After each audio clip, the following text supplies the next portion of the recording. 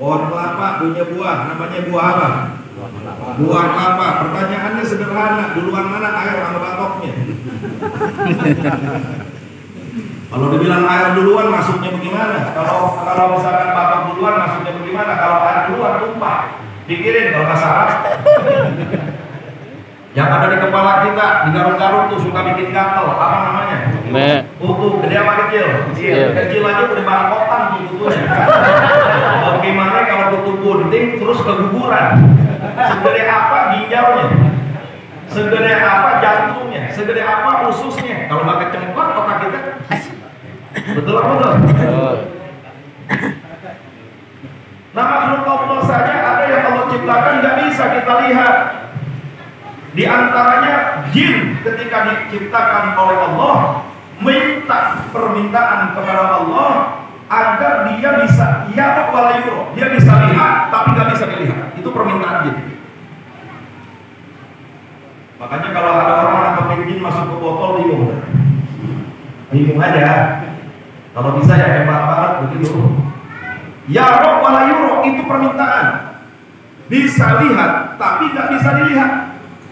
Dikabul sama Allah, dia bisa lihat kita tapi kita nggak bisa lihat mereka, kecuali manusia yang Allah izinkan, seperti Nabi Sulaiman alaihis punya buah namanya jin ifrit. Di antaranya lagi kanjeng Nabi besar Muhammad sallallahu alaihi wasallam suatu ketika dapat di padang pasir bikin lingkaran, Sayyidina Abu Bakar Umar suruh minggir agak jauh. Nabi ceramah di tengah-tengah lingkaran itu. Habis selesai dihapus tuh lingkaran. Ditanya sama Sayyidina Abu Bakar sama Sayyidina Umar, tadi habis ngapain Nabi? Habis dakwahin jin. Loh kok kita nggak lihat? Tadi kata ente lihat pingsan. Begitu kata Nabi. Karena wujudnya beda. Atau orang-orang yang memang Allah izinkan selain para nabi, yaitu para walinya. Jelas apa jelas? Oh, soal lagi cerita zatnya Allah, baru makhluknya itu udah kecemplak otak kita. Jawabnya kompak, ini akidah. Yakin tidak Allah itu wujud? Yakin. Betul. Takbir. Nah, kalau udah yakin bahwa Allah ada, semua ini ciptaan Allah, maka cara mencintai Allah yang kedua adalah patuhi Allah, laksanakan perintahnya, tinggalkan larangannya. Insya Allah.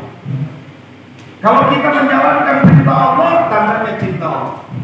Kita meninggalkan larangannya, tandanya kita cinta kepada Allah. Mustahil kalau kita mencintai seseorang, kepengenannya nggak diturutin kecuali bokeh. Betul nggak? Pacar pengen martabak, kalau ada duit kan langsung. Tapi kalau lagi bokeh, aduh apunten tahun depan, begitu.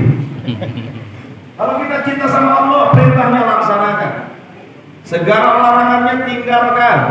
Itu tanda cinta kepada Allah Subhanahu wa ta'ala. Maka wajib ini kita tularkan di kehidupan kita sehari-hari terhadap anak istri kita, terhadap lingkungan kita. Lebih-lebih kemarin ini akidah kita terganggu adanya corona. Orang lebih takut sama corona ketimbang takut sama Allah. Sama corona prokes, langsung pakai masker, jaga jarak, salaman aja hati-hati, nggak sembarangan duduk. Ini sama makhluk yang namanya corona. Nah, perintah Allah diabaikan. Na'udzubillah min dzalik. Lebih takut sama corona daripada neraka. Betul. Sama corona ngeri banget. Tapi am akhirat masa bodoh. Tanamkan rasa cinta kepada Allah, pupuk rasa cinta kepada Allah, khususnya untuk generasi kita, anak cucu kita, dan lingkungan kita. Insya Allah. Jawab yang kompak. Siapa yang menciptakan alam semesta? Allah. Siapa yang menciptakan langit dan bumi? Allah. Siapa yang menghidupkan kita? Allah. Siapa yang mematikan kita? Allah. Siapa yang memberi ilmu kepada kita? Allah. Siapa yang memberi rizki kepada kita? Allah. Yakin? Takbir. Wajib mencintai Allah. Yang pertama kenali Allah, yang kedua taati Allah, yang ketiga wajib kita mensyukuri atas nikmat yang diberikan oleh Allah. Alhamdulillah. Yang kedua, tanamkan rasa cinta kita kepada Nabi besar Muhammad sallallahu alaihi wasallam. Pupuk di tengah-tengah kita. Apalagi kita hidup di akhir zaman model begini. Udah di penghujung dunia. Kalau kita lihat hadis, nggak lebih dari 1500 tahun umur dunia setelah Nabi hijrah. Ini sudah 1443. Berarti kurang lebih 57 tahun. Ada ulama ahli hadis mengatakan 1500 Hijriah itu nggak langsung der kiamat, tapi pintu kiamat, pintu menuju kehancuran. Tinggal 47 tahun. Kalau betul-betul nanti Allah wujudkan, lagi-lagi kita kembalikan iradatullah, kehendak Allah Subhanahu wa ta'ala. Tanamkan rasa cinta kita kepada Rasulullah, para keluarga kita, anak kita, istri kita, cucu kita, lingkungan kita, biar mereka mengidolakan Rasulullah, biar mereka mengidolakan Nabi besar Muhammad sallallahu alaihi wasallam. Bagaimana caranya cinta kepada Nabi? Yang pertama, kita harus mengenal siapa kita punya Nabi. Siapa itu Rasulullah? Siapa itu Nabi Muhammad? Beliau manusia. Laqad ja'akum rasulun min anfusikum azizun 'alaihi ma 'anittum harisun 'alaikum bil mu'minina raufur rahim. Laqad ja'akum, Allah demi yakti teman-teman wis teka. Laqad ja'akum ing sira kabeh sapa rasulun utusan min anfusikum, bayane begitu, min bayan penjelasannya, min anfusikum saking jenis sira kabeh. Paham enggak begitu? Kalau kata santri begitu. Telah datang kepada kalian seorang utusan, yaitu Nabi kita tercinta, Nabi besar Muhammad sallallahu alaihi wasallam. Siapa itu utusan yang dimaksud? Min anfusikum, dari jenis kalian. Nabi Muhammad bukan bangsa jin, tapi bangsa manusia. Siapa itu Nabi Muhammad? Rasul. Nabi Muhammad bukan dosen, jadi nggak perlu gelar doktor. Jelas apa jelas? Nabi Muhammad bukan rektor, jadi nggak perlu gelar profesor. Siapa itu Nabi Muhammad? Mambaul ilm, sumbernya ilmu. Siapa itu Nabi Muhammad? Mambaul ibadah, sumbernya ibadah. Masya Allah. Takbir. Kita peringati malam ini bukan manusia sembarangan, manusia mulia, sumbernya ilmu, sumber ibadah. Ilmu yang kita dapat sumbernya dari kanjeng Nabi besar Muhammad. Kita beribadah nyari keselamatan dunia akhirat, sumbernya pun dari kanjeng Nabi besar Muhammad. Jawab yang kompak. Kalau begitu Nabi Muhammad mulia atau tidak? Mulia. Agung atau tidak? Agung. Kalau begitu kita memuliakan Nabi Muhammad wajib atau tidak? Wajib. Mengagungkan Nabi Muhammad wajib atau tidak? Wajib. Takbir. Nabi. Nggak sembarangan yang kita peringati. Muhammadun basyarun lakal basyari bal huwa kal yaquti bainal hajari. Muhammadun utawi kanjeng Nabi Muhammad iku basyarun menungsa lakal basyari, tapi ora kaya menungsa biasa. Bal huwa balik utawi kanjeng Nabi kal yaquti kaya dene mutiara bainal hajari ing dalem antarane piro-piro watu. Begitu kalau kata sastri. Jelas apa jelas? Insya Allah. Muhammad, Nabi Muhammad basyar, manusia. Tapi laka basyar, enggak seperti manusia biasa. Maka untuk membedakan, kasih gelar di depannya. Kalau nyebut Nabi Sayyidina, jangan alergi. Betul apa betul? Ini kono-kono pidato khotbah langsung nyerocos saja. Muhammad berkata, Muhammad mana? Muhammad tukang cincau. Gak ada akhlak, gak ada adab. Nabi Nuh alaihissalam, kenapa beliau tidak mampu menyafaati nanti di akhirat?